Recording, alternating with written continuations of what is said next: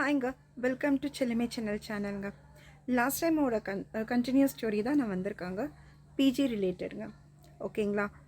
Last time வந்துட்டு நம்ம நீங்கள் ஃபஸ்ட்டு நீங்கள் பார்க்குங்க. செகண்ட் அப்போ தான் உங்களுக்கு கண்டினியூ ஆகும். ஃபஸ்ட்டு கதை நீங்கள் நான் கொடுத்துருக்க நீங்கள் ஷார்ட் ஸ்டோரியில் போய் பாருங்கள். இது ரெண்டாவது கதை என்னன்னாக்கா இதோட கண்டினியூஸாக நான் சொல்ல போகிறேங்க. போலீஸ்கார் வந்துட்டு ஷீலாவை நோட் பண்ண ஆரம்பிச்சிட்டாருங்க. அப்புறமா ஷீலா கிட்ட ஃபோன் பண்ணி பேசுறதில் அது கன்ஃபார்ம் ஆச்சு ஷீலா தான் எடுத்தானிட்டுன்னு. அதுக்கப்புறமா என்ன பண்ணார் போலீஸ்கார், சத்யா கிட்ட கேட்டார், ஷீலாவோட அட்ரஸ் எங்கே இருக்குது, நான் ஷீலாவோட வீட்டுக்கு நான் போகணும் அப்படின்னு கேட்டார். அதுக்கு சத்யா சொன்னால், எனக்கு தெரியாது, ஆனால் ஒரு ஊரில் இருக்கா, அவள் அங்கே அம்மா கிட்ட தான் இருக்கிறா அப்படின்னு சொன்னான். ஆனால் அவங்க அம்மாவுக்கு வந்துட்டு அவளுக்கு அவங்க அம்மா மட்டும்தான், வேறு யாருமே இல்லை. ஸோ அவங்க அம்மா பார்க்குறதுக்காக அங்கேயே செட்டில் ஆன மாதிரி சொன்னான்.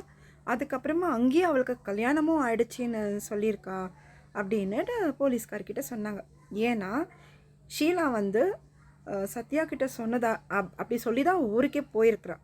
எனக்கு கல்யாணம் நிச்சயம் பேசிகிட்டு இருக்காங்க, ஸோ நான் போகிறேன்னு சொல்லிட்டு போயிருக்கிறா. பட் ஆனால் ஃபஸ்ட் எபிசோடில் உங்களுக்கு நான் அதை சொல்லலை. பட் இதுதான் ரியல் இது கதை. ஓகேங்களா?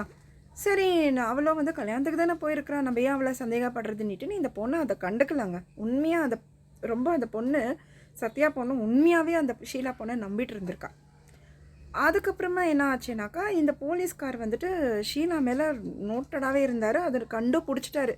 ஸோ இந்த பொண்ணை தான் எடுத்துருக்குறான்னுட்டுன்னு. ஃபைனலாக ஷீலாவை கண்டுபிடிச்சி அவர் போயிட்டு பார்த்தாக்கா, அந்த பொண்ணு கல்யாணமும் பண்ணல, ஒன்றும் பண்ணலங்க, ஒரு வீட்டில் இருந்திருக்குறாங்க தனியாக.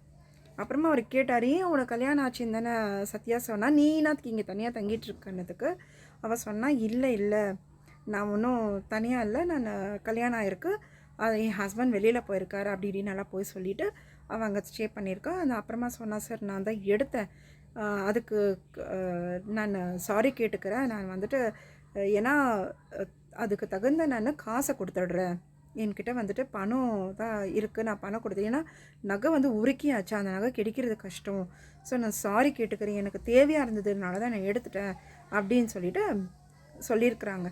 இதெல்லாம் தெரிஞ்ச சத்யா எந்த நிலைமையில் இருப்பா கொஞ்சம் யோசிச்சு பாருங்கள். அதுக்கப்புறமா நிறைய விஷயங்க வந்துட்டு ஷீலா கிட்டேருந்து அப்டேட் ஆகிட்டே இருக்கோங்க. ஒரு விஷயம் கிளப்புனா இன்னொரு விஷயம் கிளப்புனா இன்னொரு விஷயம். அப்படி அவன் ஹஸ்பண்டை கூப்பிடுன்னு சொன்னதுக்கு, இல்லை நான் கூப்பிடுறேங்க, அவர் வேலைக்கு போயிருக்கிறாரு அப்படின்னு சொல்லிட்டு வந்துட்டான். கடைசியில் பார்த்தா அதை விசாரிச்சுப்பானா அந்த பொண்ணுக்கு கல்யாணம் கூட ஆகலையாங்க. அவள் வந்துட்டு வேற